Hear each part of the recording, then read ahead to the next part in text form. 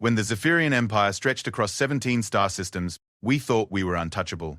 Our crystalline cities sparkled like jewels against the void, our fleets commanded respect from every corner of the galaxy, and our technology was the envy of civilizations that had existed for millennia before us. We were proud, perhaps too proud, believing that our advanced society and strategic alliances would protect us from any threat. But pride, as they say, comes before the fall. When the Devourers emerged from the dark spaces between galaxies, a force so alien and destructive that they consumed entire worlds, not for resources, but for the pure joy of extinction, everything changed.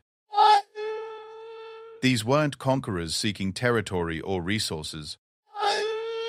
They were something far worse, entities that fed on the very essence of life itself, leaving behind nothing but sterile rock and empty space. In our desperation, we turned to our allies.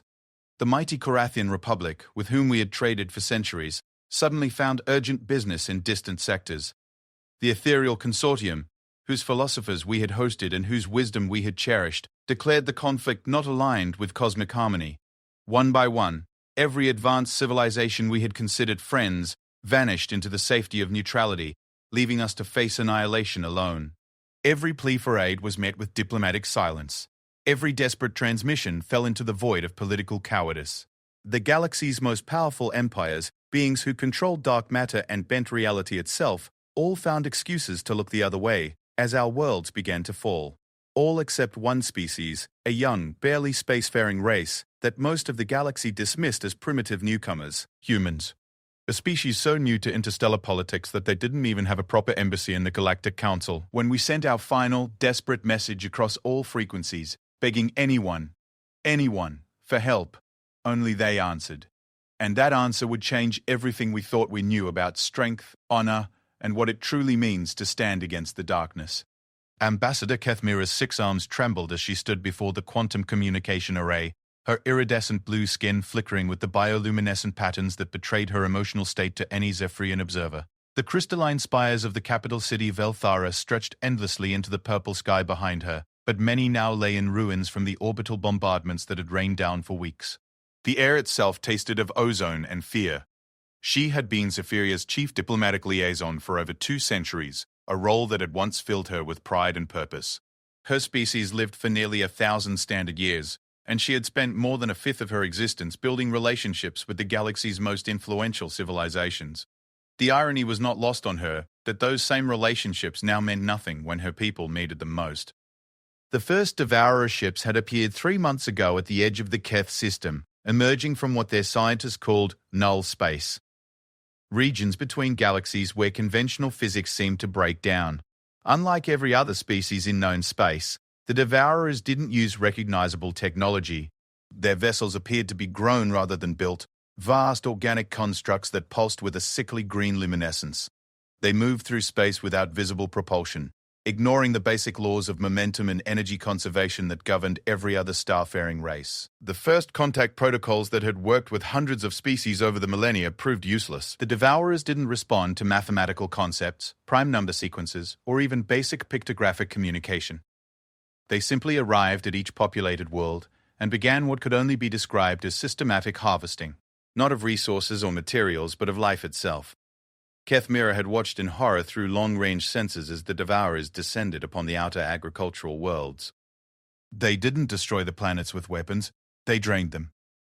Every living organism, from the microscopic soil bacteria to the massive Keth trees that had stood for millennia, simply withered and died. The planets remained physically intact, but they became barren rocks circling their stars like cosmic tombstones. Ambassador, her aide Velcroon approached cautiously, his own skin patterns showing deep concern. We've received responses from the Ethereal Consortium and the Vith Imperium. Kethmira's primary heart sank even before she heard the words. The patterns on Velcroon's skin already told her everything she needed to know. The Consortium regrets that they cannot provide direct military assistance, as their philosophy prohibits interference in what they term cosmic rebalancing events. Velcroon read from his data tablet, his voice hollow. The Vith Imperium has declared a period of meditation and reflection and will not be taking any actions in galactic affairs for the next solar cycle. It was the same response they had received from every major power. The Korathian Republic had suddenly discovered urgent internal restructuring that required all their fleet assets. The Silicon Collective had gone completely silent, their normally chattering communication networks falling into an eerie digital stillness.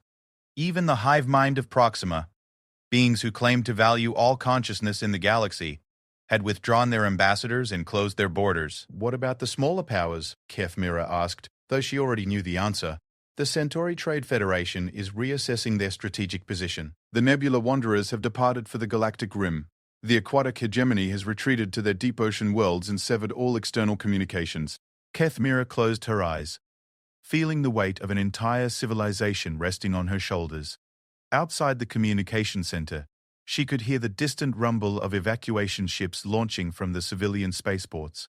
The Zephyrian military, once proud and formidable, had been reduced to organizing mass evacuations. Their most advanced warships couldn't even scratch the hull of a Devourer vessel. 3 weeks ago, Admiral Zek Thane had led a combined fleet of 800 ships in a desperate assault on a Devourer harvesting operation at the third planet. The battle had lasted less than 6 minutes. The Devourers hadn't even seemed to notice the attack until the very end, when they casually swatted the entire fleet from existence with what appeared to be weaponized gravity waves. Admiral Zek Thane's final transmission had been a single, terrified whisper. "They're not just destroying us, they're erasing us." "Ambassador." Velkroon's voice was barely above a whisper. "There is one response." Kethmira's eyes snapped open. After weeks of diplomatic silence from every major power in the galaxy, someone had actually answered their plea for help. From whom? The humans. Kethmira blinked in confusion. Humans? I'm not familiar with that designation. Velkroon consulted his tablet again, his brow ridges furrowing. They appear to be a relatively new spacefaring species from a system called Sol, located in what we would consider the galactic backwater. They only achieved faster-than-light travel approximately 50 standard years ago. They have no representation in the Galactic Council, no significant territorial holdings, and according to our databases, they barely qualify as a Type 1 civilization. What could they possibly offer us? Kethmira asked, her voice carrying a note of desperate hope despite her rational mind's protests. They're asking for detailed intelligence on Devourer capabilities, tactical assessments of previous engagements, and Velkroon paused, his skin patterns shifting to show confusion. They're asking for our strategic command frequencies. They want to coordinate with our military? It appears so. Their message was quite brief. They said, and I quote, "We've heard your call for help. We're on our way. Send us everything you know about these things. Humanity stands with Zephyria." Kethmira felt something she hadn't experienced in months. A flutter of hope. It was probably foolish. What could a species that had barely left their home system possibly do against an enemy that had effortlessly crushed fleets of the galaxy's most advanced civilizations? But it was something. Someone, somewhere in the vast cosmos, had heard their plea and chosen to answer. Send them everything, she decided. Complete tactical databases, ship design specifications, sensor logs from every encounter. If they're brave enough or foolish enough to help us, then they deserve to know exactly what they're facing. Ambassador, our intelligence services estimate that these humans have perhaps a few hundred starships at most. Their technology appears to be primarily chemical propulsion with basic fusion reactors. They don't even have energy shields or gravity manipulation. What could they possibly accomplish? Kethmira looked out through the crystal dome at her dying world. In the distance, she could see the evacuation ships rising into the purple sky like bright stars fleeing the coming darkness. Her people had built one of the most advanced civilizations in the galaxy. They had art, philosophy, technology that bordered on the miraculous. They had been mighty and proud and certain of their place in the cosmos. And now they were about to become extinct, abandoned by every ally they had ever trusted. Perhaps nothing, she admitted, but they're the only ones who bothered to try. 3 days later, the first human vessels appeared at the edge of the Zephyrian system. They were crude things by galactic standards. Metal constructs that looked more like industrial equipment than starships. They moved under the power of fusion rockets, their hulls scarred and weathered from what appeared to be extensive combat experience. Most surprisingly, they arrived not as a small scout force, but as a substantial fleet. Nearly 2,000 ships of various sizes filled the system's outer reaches, from massive vessels that could only be fleet carriers to smaller craft that seemed designed purely for combat. They moved with a precision that spoke of extensive military experience, forming up in complex defensive formations that Keth Mira's tactical advisors admitted they didn't recognize. The lead human vessel, a utilitarian ship called the UNS Defiance, established contact within hours of arrival. "This is Fleet Admiral Sarah Chen of the United Nations Stellar Navy." The voice came through the communication array in accented but clear galactic standard.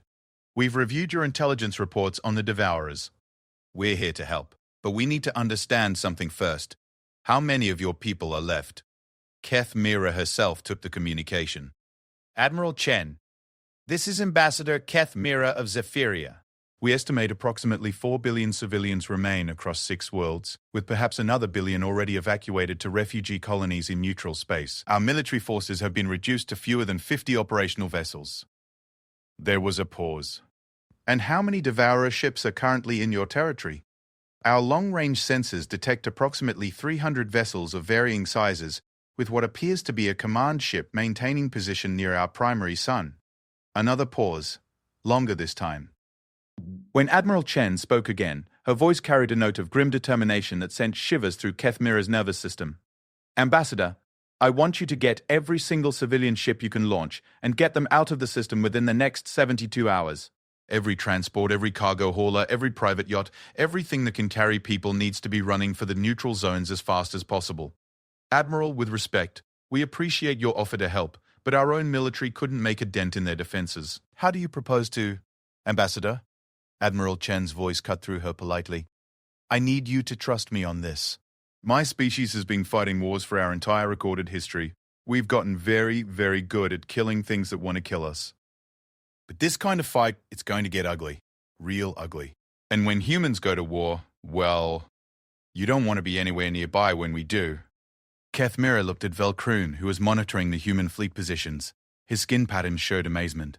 "Ambassador," he whispered, "they're not taking defensive positions. They're moving toward the Devourer ships." Admiral Chen's voice came through again, carrying an edge of humor that seemed wildly inappropriate given the circumstances. "Ambassador, one more thing. When this is over, assuming we all survive, I think your people and mine need to have a long conversation about what it means to be allies in this galaxy. Because from where I'm standing, it looks like you've been hanging around with the wrong crowd." As Keth Mira watched through the sensor displays, the human fleet began to accelerate toward the inner system, where 300 Devourer ships waited around a dying world. They moved not with the cautious probe of a reconnaissance force, but with the steady, implacable advance of predators who had found their prey. For the first time in months, Keth Mira allowed herself to believe that perhaps her people might actually survive the next week. Fleet Admiral Sarah Chen stood on the bridge of the UNS Defiance, studying the tactical hologram that displayed the Zephyrian system in 3-dimensional detail. The representation showed the locations of every Devourer vessel, their movement patterns, and the areas where they had already completed their harvesting operations.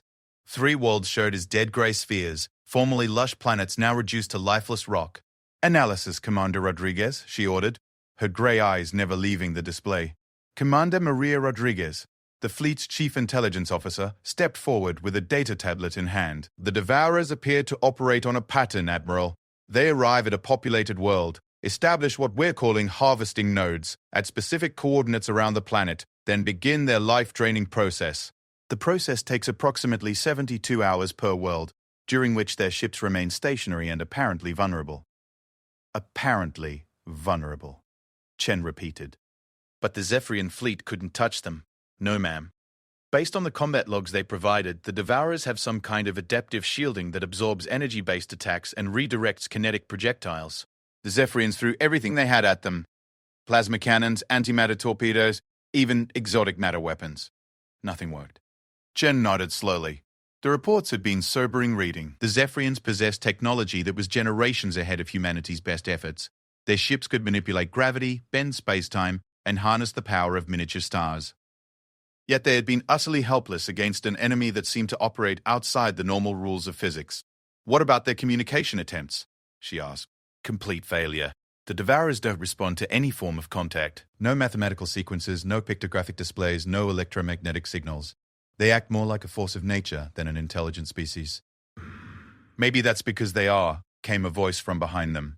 Chen turned to see Dr. Vizetia, Rebecca Morgan, the fleet xenobiologist, and one of the few people who had actually volunteered for this mission when the UN Security Council had first received the Zephyrian distress call. Most of Earth's military commanders had considered the mission a waste of resources. Humanity barely had enough ships to defend its own territory, let alone venture halfway across the galaxy to fight an unknown enemy. But Chen had read the reports differently. The Devourers weren't just attacking the Zephyrians, they were systematically eliminating life wherever they found it. If they succeeded in wiping out the advanced civilizations in this part of the galaxy, it would only be a matter of time before they worked their way outward to younger species like humanity.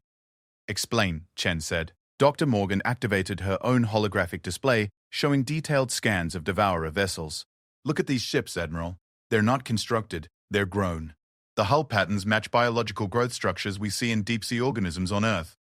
More importantly, watch how they move. The display shifted to show recorded footage of Devourer ships in motion. They flowed through space with an organic grace that seemed to ignore inertia and momentum. They're not following our physics, Dr. Morgan continued, which suggests they're not from our universe, or at least not from our dimensional space. I think the Devourers might be something like cosmic antibodies. Chen raised an eyebrow. Antibodies? Think about it. What if there's some kind of universal immune system that activates when life becomes too complex or widespread? The Devourers appear whenever a region of space develops multiple advanced civilizations. They systematically eliminate complex life, then disappear back to wherever they came from. The galaxy gets reset to a more primitive state. That's a terrifying thought, Commander Rodriguez muttered. It's also just a theory, Dr. Morgan admitted, but it would explain why they don't communicate. You don't negotiate with bacteria when you have an infection. Chen absorbed this information as she watched the tactical display update in real time. The human fleet was now 12 hours into their approach, and the Devourers had finally taken notice. 3 of the smaller alien vessels had detached from the main group and were moving to intercept.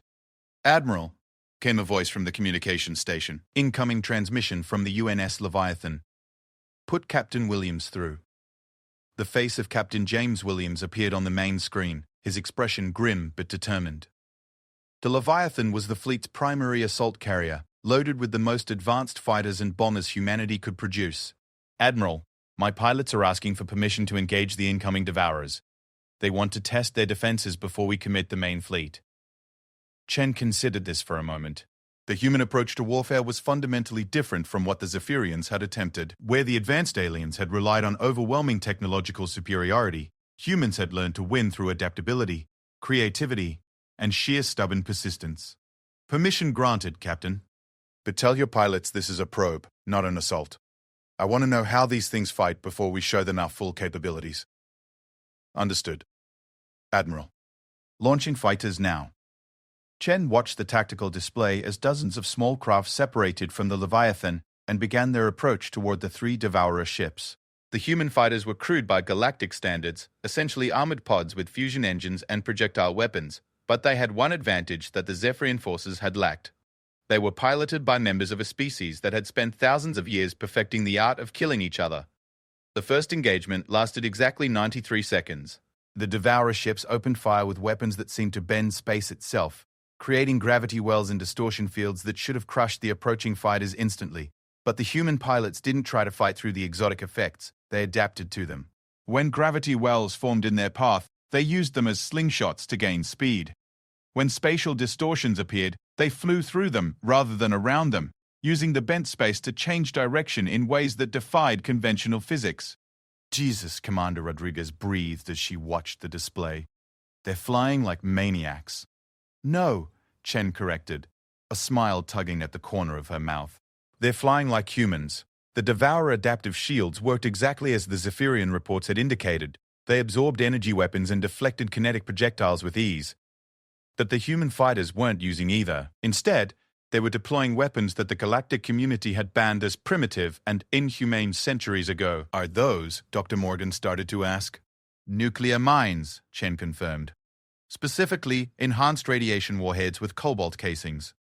The human fighters didn't try to penetrate the Devourer shields.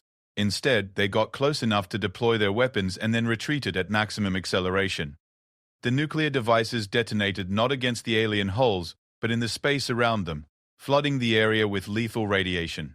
The Devourer ships had no defense against this tactic because their shields were designed to stop matter and energy, not the secondary effects of atomic decay. The radiation passed right through their defenses and began interacting with whatever biological processes kept the ships functioning. Within minutes, all 3 Devourer vessels were dead in space, their organic hulls beginning to decompose as their life support systems failed. "My God," whispered Commander Rodriguez. "It actually worked." Chen nodded, but her expression remained serious. "That was 3 scouts. Now they know we're here, and they know we can hurt them. The real fight is about to begin." As if summoned by her words, the tactical display lit up with new contacts. The entire Devourer fleet was moving, abandoning their harvesting operations to converge on the human force. Nearly 300 alien vessels, each one larger than humanity's biggest battleship, began their approach. "Admiral," came a transmission from the Zephyrian Command Center on the planet below. "This is Ambassador Kethmira. Our sensors show the entire Devourer fleet is moving toward your position. You need to retreat immediately. You've already done more than we dared hope, but you can't possibly fight that many ships." Chen activated the reply channel. "Ambassador, with all due respect, you've been trying to fight these things the wrong way. Your people are scientists, philosophers, artists. You build beautiful civilizations and create wonders that put our crude efforts to shame. But humans? We're not builders, Ambassador. We're survivors. And when something threatens our survival, we don't retreat, we evolve." She turned to her communications officer. "Open a channel to all ships. Fleet-wide transmission. In approximately 6 hours, we're going to face an enemy that has destroyed civilizations older and more advanced than ours. They're expecting us to fight like the other species they've encountered, with honor, with advanced technology, with civilized tactics. They're about to learn that humans didn't become the apex predators of Earth by being civilized." She paused, looking out at the approaching alien fleet through the bridge's viewport. "Today, we're not just fighting for the Zephyrians. We're fighting for every species in this galaxy that believes in the right to exist. We're fighting for the principle that intelligence and creativity and stubborn refusal to give up are more powerful than any weapon. And most importantly, we're fighting to show these cosmic antibodies that life doesn't go quietly into the night." The response from the fleet was immediate and enthusiastic. Across 2,000 ships, human crews began preparations for a battle that would determine whether life in this part of the galaxy would continue to exist or be systematically erased. "Commander Rodriguez," Chen ordered, "signal all ships to implement Protocol Omega." Rodriguez's face went pale. "Admiral, Protocol Omega hasn't been tested in actual combat." "The simulation results were inconclusive," Chen finished. "Yes, I know. But conventional tactics won't work against an enemy this advanced. Sometimes you have to be willing to try something that might be completely insane." As the human fleet began its final approach toward the Devourer forces, Ambassador Kethmira watched from the surface of her dying world. Her people had built their civilization on principles of logic, beauty, and harmony. They had created art that could move beings to tears across dozens of species, developed philosophy that explained the fundamental nature of existence, and crafted technology that bordered on magic. But none of that had prepared them for an enemy that existed outside the rules of civilized warfare. The humans, on the other hand, had spent their entire evolutionary history learning to fight dirty. As the 2 fleets drew closer, Kethmira found herself offering a prayer to the ancient Zephyrian spirits, not for victory, which seemed impossible, but for the hope that if these strange, crude, magnificent humans failed, they would at least make the Devourers remember that life had not surrendered without a fight. The space between the human and Devourer fleets crackled with tension as the 2 forces closed to engagement range. Admiral Chen stood at the center of the Defiance's bridge, watching as the tactical display painted an increasingly grim picture. The approaching alien vessels had arranged themselves in a formation that defied conventional military doctrine. They moved like a living organism, with the larger ships forming a protective shell around smaller vessels that pulsed with an ominous green energy. "Tactical analysis, Mr. PD." "Park," Chen ordered. Lieutenant Commander David Park, the fleet's tactical officer, consulted his instruments with growing concern. "Admiral, the Devourers are using formations we don't recognize. They're not following any strategic doctrine in our databases. It's like they're operating as a single organism rather than individual ships." "That's because they probably are," Dr. Morgan interjected from her position at the science station. "My readings suggest those ships are all connected somehow. Quantum entanglement, shared consciousness, something beyond our current understanding. They're not going to fight like separate vessels. They're going to fight like organs in a single body." Chen nodded grimly. This confirmed what she had suspected when she first read the Zephyrian combat reports. Traditional fleet tactics, the careful positioning of vessels to maximize firepower and minimize vulnerability, would be useless against an enemy that thought and acted as a unified entity. Time to engagement? She asked. 17 minutes at current approach speeds, Park reported. Signal all ships. Implement Protocol Omega on my mark. The bridge crew exchanged glances. Protocol Omega was not a traditional military tactic. It was barely even a tactic at all. It was born from humanity's darkest strategic doctrine, the kind of thinking that had emerged from the bloodiest conflicts in human history, when survival took precedence over everything else. The protocol was simple in concept, but devastating in execution. If you couldn't win through superior technology or tactics, you changed the rules of engagement entirely. Admiral, Commander Rodriguez said quietly, once we initiate Protocol Omega, there's no going back. The political ramifications alone. Commander, Chen replied, her voice steady. In about 16 minutes, we're either going to be heroes or radioactive debris. I don't think political ramifications are our primary concern right now.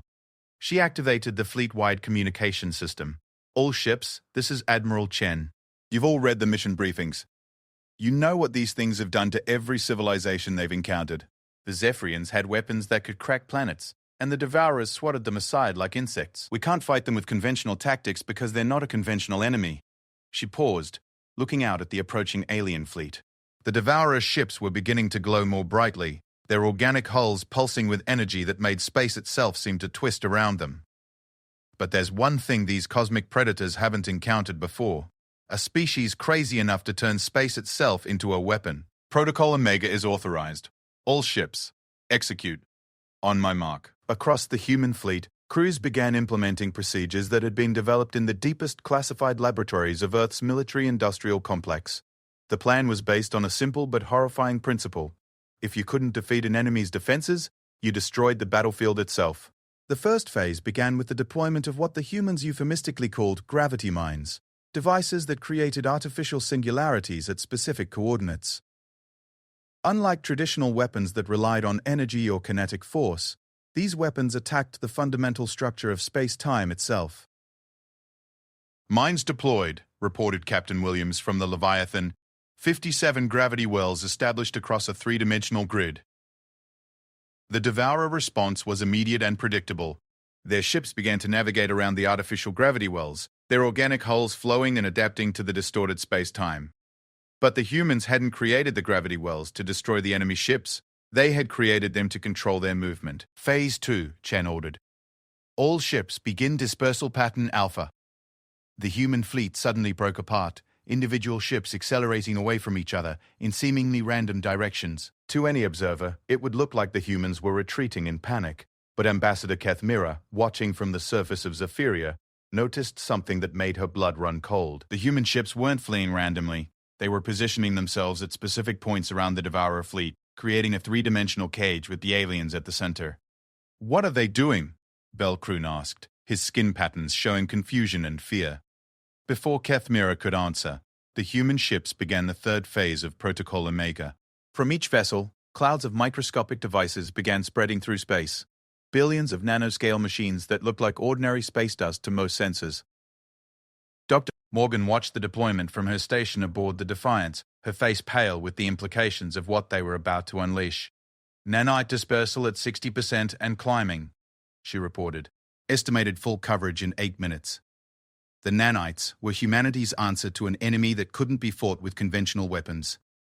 Each device was programmed with a simple mission: to seek out and bond with any matter that exhibited the quantum signatures they had identified in Devourer technology. Once attached, they would begin converting that matter into something else entirely. "Admiral," Park called out, his voice tight with tension. "The Devourers are starting to react. They're changing formation, trying to break out of the containment field." On the tactical display, the alien ships were indeed moving, their organic forms beginning to pulse with increasing intensity. But they were trapped by their own limitations. The gravity wells prevented them from moving in straight lines, and the expanding cloud of nanites was forcing them to constantly adjust their positions to avoid contamination. "They know something's wrong," Chen observed. "But they don't understand what we're doing because it's completely outside their experience." The Devourers had evolved to fight civilizations that played by the rules of advanced warfare: energy shields, kinetic barriers, exotic matter weapons. They had never encountered an enemy willing to deploy weapons that could fundamentally alter the nature of reality in a localized area. Nanite saturation at 90%, Dr. Morgan reported. Activating conversion protocols in 3, 2, 5. 1. Mark. What happened next was something that would be remembered in human military history as either the greatest tactical breakthrough or the most terrifying war crime ever committed, depending on one's perspective. The nanites, now spread throughout the combat area, began their conversion process. They didn't attack the Devourer ships directly. Instead, they began converting the empty space around them into something that wasn't quite empty anymore. The vacuum itself became hostile to the alien vessels, creating zones where the laws of physics operated differently.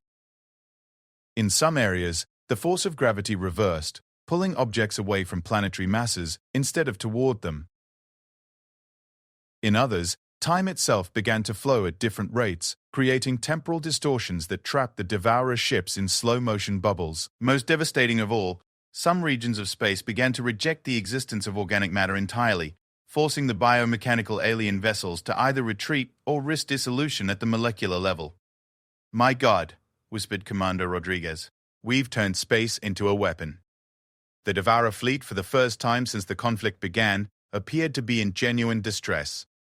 Their ships writhed and pulsed as they tried to adapt to the changing conditions, but their biological systems couldn't cope with an environment that was actively hostile to their existence. Some of the alien vessels began to retreat toward the edge of the affected area, but the human ships were ready for them. As each Devourer craft approached the perimeter, it was met by concentrated fire from weapons specifically designed to exploit the weaknesses they had identified in the earlier engagement.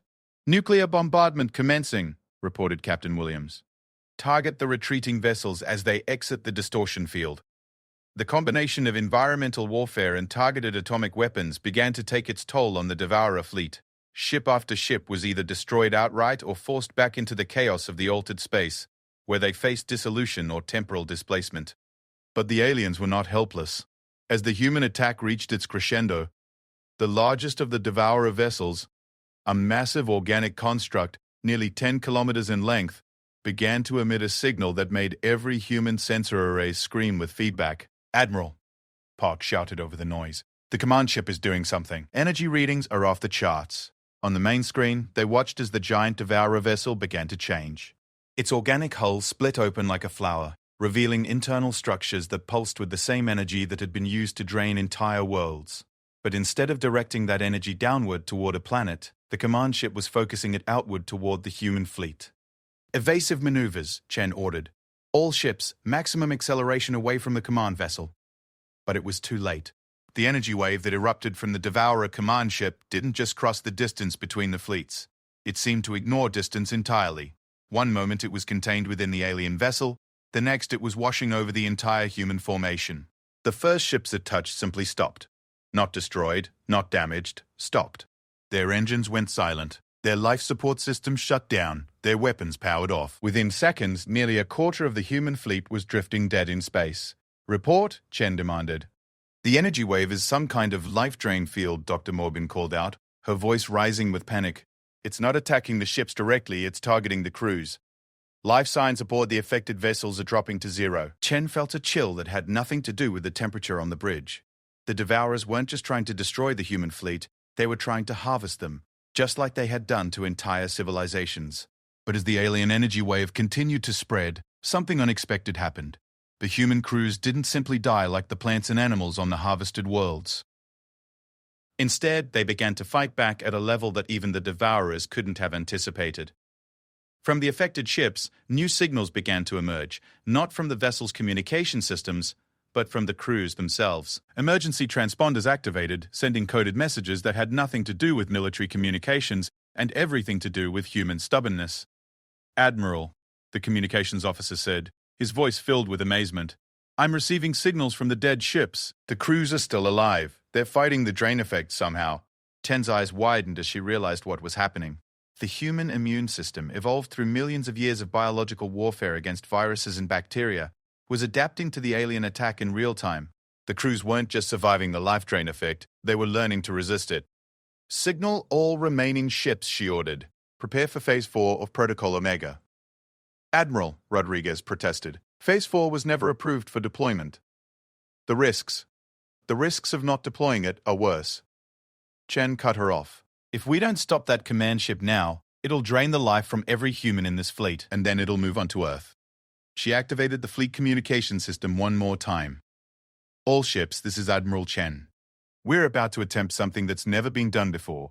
We're going to teach these cosmic predators why evolution chose to make humans the ultimate survivors. As the human fleet prepared for its final gambit, Ambassador Keth Mira watched from the surface of her world with growing amazement. These crude, primitive humans were not just fighting the Devourers, they were adapting to them in real time, evolving their tactics and strategies faster than their enemy could compensate. For the first time since the crisis began, she allowed herself to believe that perhaps intelligence and creativity could triumph over raw, destructive power. Perhaps the galaxy's newest species was about to teach its oldest enemy a lesson about the true nature of survival. The bridge of the UNS Defiance had become a symphony of controlled chaos as Admiral Chen and her crew prepared to implement the most desperate gambit in human military history. Around them, the modified space created by Protocol Omega continued to wreak havoc on the Devourer fleet, but the massive command ship remained largely unaffected, its life-draining energy waves spreading inexorably through the human formation. "Status report on the affected vessels," Chen demanded. Dr. Morgan's fingers flew over her console as she analyzed the incoming data. 23 ships completely drained, but Admiral, the crews. They're not dead. Their life signs are weak but stable. It's like they're in some kind of metabolic suspension. Explain. The human nervous system is fighting back against the drain effect. Our brains are essentially rewiring themselves to resist the energy extraction. The crews are unconscious, but their bodies are adapting at the cellular level. Commander Rodriguez looked up from her tactical station. "Admiral, if our people can resist the life drain, then maybe we can use that against the Devourers. If we can figure out how the resistance works, we can turn their own weapon against them," Chen finished. "Dr. Morgan, how long do you need to analyze the adaptation process?" "I'd need samples from the affected crew members, controlled testing conditions, probably weeks of research. You have 4 minutes. Dr. Morgan stared at her. "Admiral, that's impossible." "I can't." "Doctor," Chen's voice cut through the protest like a blade. "Evolution doesn't happen in laboratories. It happens when a species faces extinction and chooses to adapt instead of dying. Our people are evolving right now, in real time, under combat conditions. Use that." As if to emphasize her point, a new wave of energy erupted from the Devourer command ship, washing over another section of the human fleet. But this time, something different happened. The ships caught in the energy field didn't go silent. Their crews began broadcasting on emergency frequencies, their voices weak but determined. "This is Captain Torres of the UNS Resilience," came a transmission from one of the affected vessels. "We're not dead yet, Admiral. Whatever these things are trying to do to us, we're fighting it. Our medic says our brain chemistry is changing. We can feel them trying to drain us, but we're holding on." "Unen Walzer reporting," came another voice. "Our engineer thinks the drain effect works by targeting neural activity patterns. But human brains are more chaotic than whatever they're used to dealing with. We're too random for them to lock onto completely." Chen felt a fierce pride surge through her. This was what humanity brought to the galaxy. Not superior technology or ancient wisdom, but the stubborn refusal to accept defeat, even when defeat seemed inevitable. "All affected vessels," she broadcast, "maintain minimal life support only. Divert all available power to your quantum communication arrays. We're gonna need to coordinate for Phase 4. "Admiral, Doctor," Morgan called out, her voice filled with excitement. "I think I understand what's happening. The Devourer's life drain technology is designed to work on civilized species, beings whose neural patterns have become standardized through advanced technology and collective consciousness. But humans are still essentially wild animals. Our brains are too unpredictable for their systems to process efficiently. Can we weaponize that? Already working on it. If I can modify our communication arrays to broadcast the same neural chaos that's protecting our crews, we might be able to overload their targeting systems." Chen turned to her tactical officer. "Mr. Park, prepare to implement Phase 4. Target all quantum communication arrays on the Devourer command ship." Park's face went pale. "Admiral, Phase 4 involves broadcasting human consciousness patterns directly into enemy systems. The neural feedback could kill our telepathic crew members, not to mention the psychological effects on everyone else. Note my concerns in the mission log." Chen replied coldly, "Then carry out the order." What Chen had not told her crew about Phase 4 was that it had been developed not by military strategists, but by xenopsychologists studying the darkest aspects of human consciousness. The theory was simple but terrifying. If an enemy used mental or spiritual attacks, humanity's response was to assault them with the full spectrum of human psychological experience, including the parts that most species preferred not to acknowledge. Broadcasting in 30 seconds. Dr. Morgan reported. All ships prepare for neural cascade transmission. Across the human fleet, quantum communication arrays began to emit something that had never been transmitted through space before. The raw, unfiltered consciousness of humanity. Not the organized thoughts of advanced civilization, but the primal emotions and instincts that lurked beneath the surface of human society. The transmission carried the fury of a mother defending her children, the desperate cunning of cornered prey, the savage joy of predators closing in on wounded quarry. It included memories of every war humanity had ever fought, every atrocity committed and survived, every moment when civilized behavior had been abandoned in favor of simple survival. Most importantly, it carried something that the Devourers had never encountered in their cosmic purging, the concept of spite.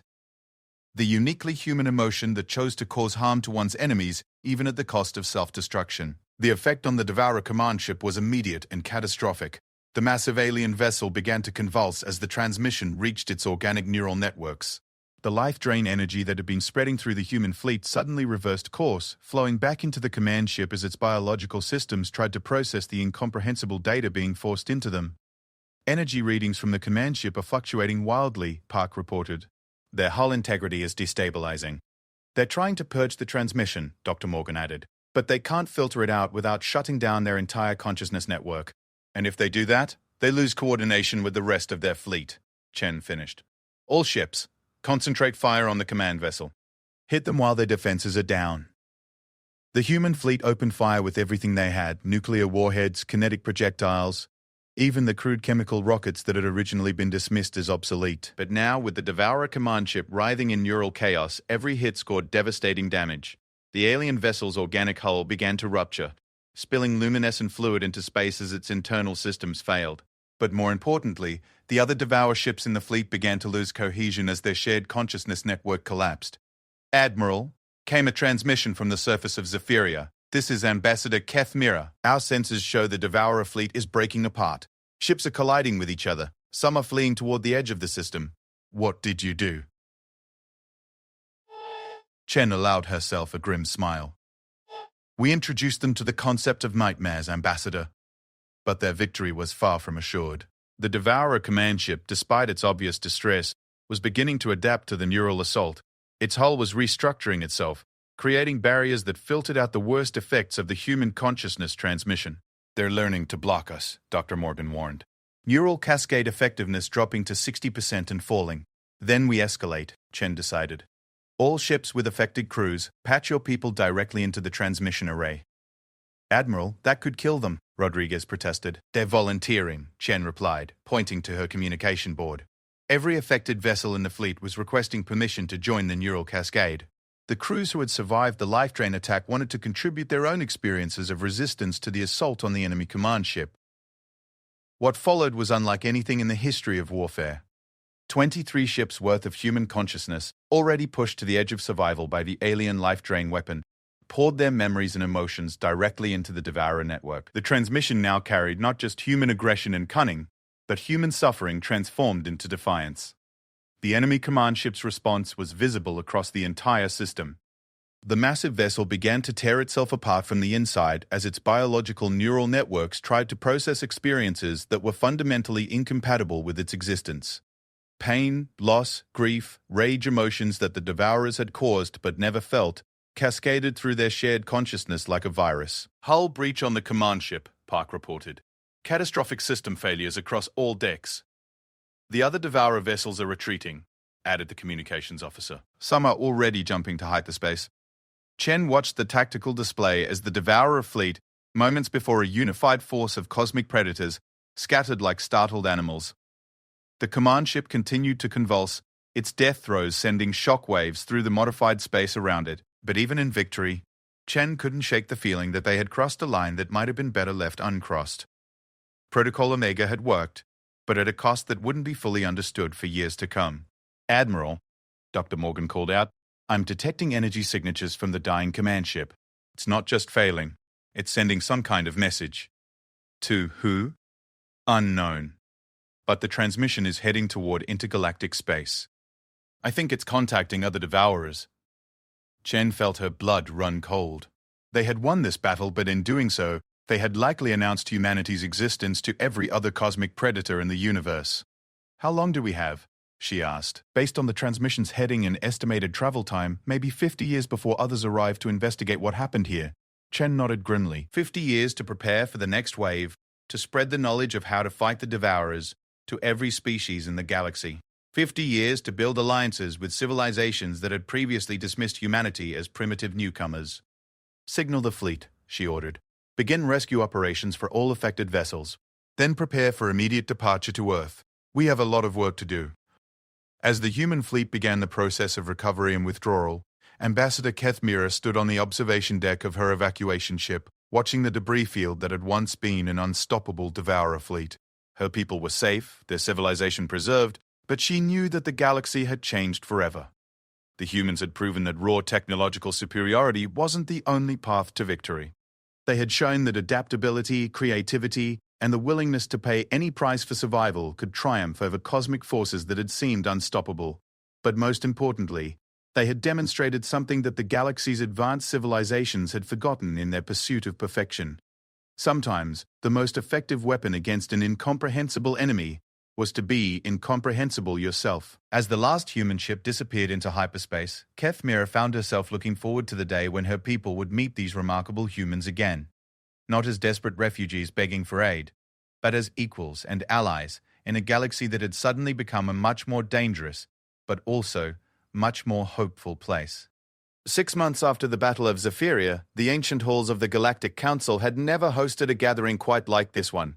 Representatives from 17 different species filled the crystalline amphitheater, but the usual careful diplomacy and elaborate protocols had been abandoned in favor of urgent, practical discussions about survival. Ambassador Kethmira stood at the central podium, her blue skin patterns still occasionally flickering with the stress responses she had developed during the Devourer crisis. Beside her, Fleet Admiral Sarah Chen represented humanity's first official delegation to the Council, a delegation that every other species had suddenly become very interested in meeting. The data is conclusive, Kethmira announced, her voice carrying across the vast chamber. In the 6 months since the human intervention, we have detected no further devourer activity in this sector. Their fleet was not merely defeated, it was completely eliminated. A ripple of astonishment went through the assembled delegates. The tall, graceful ethereals leaned forward in their hovering meditation pods. The silicon-based crystalline collective flickered with rapid light patterns that indicated intense calculation. Even the ancient wisdom keepers of the deep, who claimed to have witnessed the birth of stars, paid attention with an intensity that betrayed their surprise. However, Kethmira continued, our analysis of the final Devourer transmission suggests that other cosmic entities have been alerted to the events in our system. We estimate that we have between 40 and 60 Earth Standard years before additional forces arrive to investigate. Ambassador Velthun of the Karathian Republic stood, his massive form casting shadows across the chamber floor. The Karathians were one of the oldest military powers in the galaxy, their fleets having maintained peace through strength for over 10,000 years.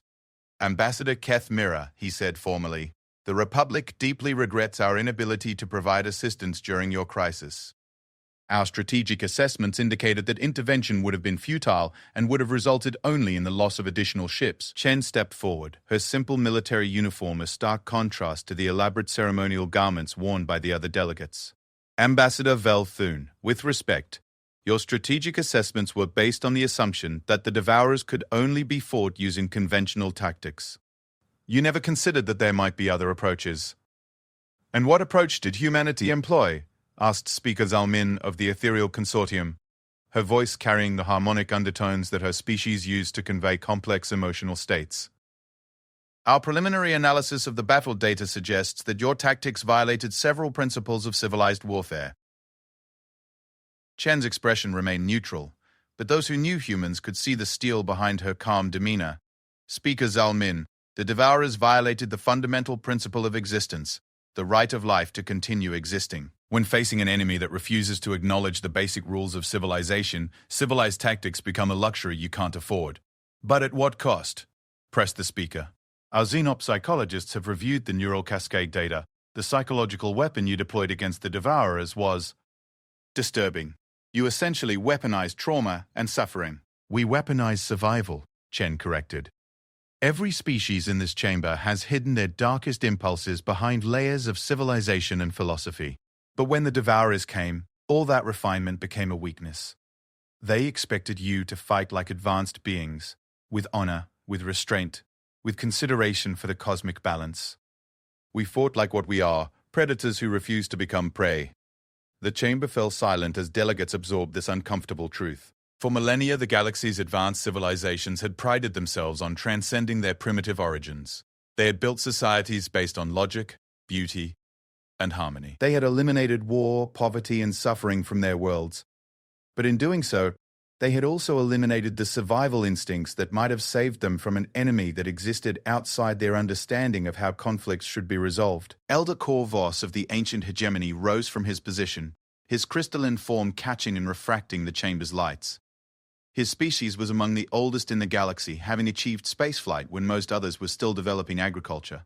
"Admiral Chen," he said, his voice carrying the weight of eons, "your species has been spacefaring for less than a century. How did you develop weapons and tactics that our civilizations with millions of years of advancement never conceived?" Chen looked around the chamber, meeting the eyes of beings whose civilizations had been ancient when Earth was still a molten ball of rock. "Elder Carvos, I think that's exactly the point. You've had millions of years to become civilized. We've had millions of years to become survivors." She activated a holographic display that showed a representation of human evolutionary history. Every other species in this chamber evolved on worlds that were relatively stable. Your homeworlds had predictable seasons, manageable predators, abundant resources. Earth tried to kill us at every turn. Ice ages, meteor impacts, supervolcanoes, plague, famine, drought. We've survived extinction events that would have ended most species. The display shifted to show human military history. For our entire recorded civilization, we've been fighting wars. Not just against other humans, but against nature itself. We learned to adapt not just our technology, but our thinking, our tactics, our entire approach to problems. When you face extinction regularly, you develop an instinct for finding solutions that others would never consider. "But surely," interjected High Coordinator Malsira of the Aquatic Hegemony, "there must be limits to such an approach. Your tactics against the Devourers were effective, but they were also unsettling. How do we know that humanity won't turn such weapons against other species?"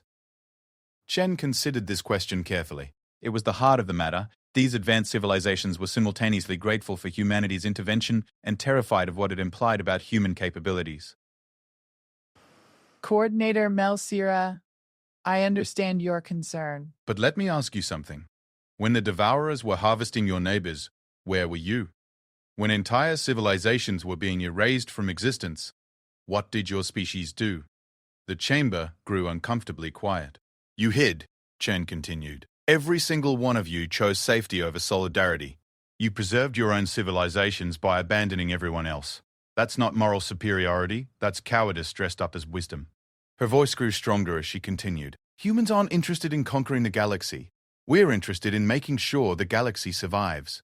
Because we've learned something that your advanced civilizations seem to have forgotten. Survival isn't a solo activity. It requires cooperation, sacrifice, and sometimes the willingness to do terrible things to prevent even worse things from happening." Ambassador Kethmira stepped forward, her skin patterns now showing the complex harmonies that indicated deep thought. "The Admiral raises valid points. The Zephyrian government has conducted extensive analysis of the human intervention. Despite possessing weapons that violated multiple galactic conventions, humanity used them only against the Devourers. They made no territorial demands, sought no tribute, and withdrew to their own space immediately after the threat was eliminated. Furthermore," she continued, "in the months since the battle, human representatives have been sharing their tactical knowledge freely with any species that requests it. They're not trying to maintain a monopoly on anti-devourer weapons. They're actively working to ensure that every civilization in the galaxy can defend itself." Elder Carvos leaned forward, his ancient form creaking slightly. "This raises an interesting proposition. If the Admiral's estimates are correct, we have at most 60 years before additional cosmic entities arrive. Traditional defensive preparations would be insufficient." "What are you suggesting?" asked Speaker Zalmin. "An alliance?" the Elder replied. "Not the ceremonial agreements we've maintained for millennia, but an actual military partnership. Human tactical knowledge combined with our advanced technology, their adaptability paired with our resources." The chamber erupted in discussion as delegates began to grasp the implications. For the first time in galactic history, the advanced civilizations were seriously considering an equal partnership with a species they had previously dismissed as primitive. Chen waited for the discussion to die down before speaking again. The offer is on the table. Humanity is willing to share everything we've learned about fighting cosmic predators. Our tactical doctrine, our weapons technology, even our psychological conditioning methods. But we have conditions. Name them, said Ambassador Veltune. First, this alliance has to be built on mutual respect. We're not asking you to become human, but you need to accept that our approach to problems is valid even when it makes you uncomfortable. Second, every member of the alliance commits to defending every other member. No more abandoning allies when things get difficult. And third, we prepare for the worst-case scenario. Which is, asked Coordinator Melsira. Chen's expression grew grim. That the entities coming to investigate aren't just more devourers. There could be something worse. The beings that created the devourers in the first place. If that's the case, we're not just preparing for another battle. We're preparing for a war that will determine whether intelligent life has a future in this universe. The weight of this possibility settled over the chamber like a shroud. These civilizations had spent eons building beautiful, peaceful societies. Now they were being asked to prepare for a conflict that might require them to abandon everything they believed about civilized behavior. I have a question, said a new voice. Representative Tothkek of the Hive Collective had been silent throughout the proceedings, but now the insectoid being clicked forward. Admiral Chen, what makes you so certain that humanity's approach will continue to be effective? The Devourers were a specific threat. Future enemies might require different solutions. Chen smiled for the first time during the session. Representative Tothkek, that's exactly why our approach will work. We don't have a single solution. We have a methodology. When humans encounter a problem we can't solve with existing tools, we don't give up. We evolve. We adapt.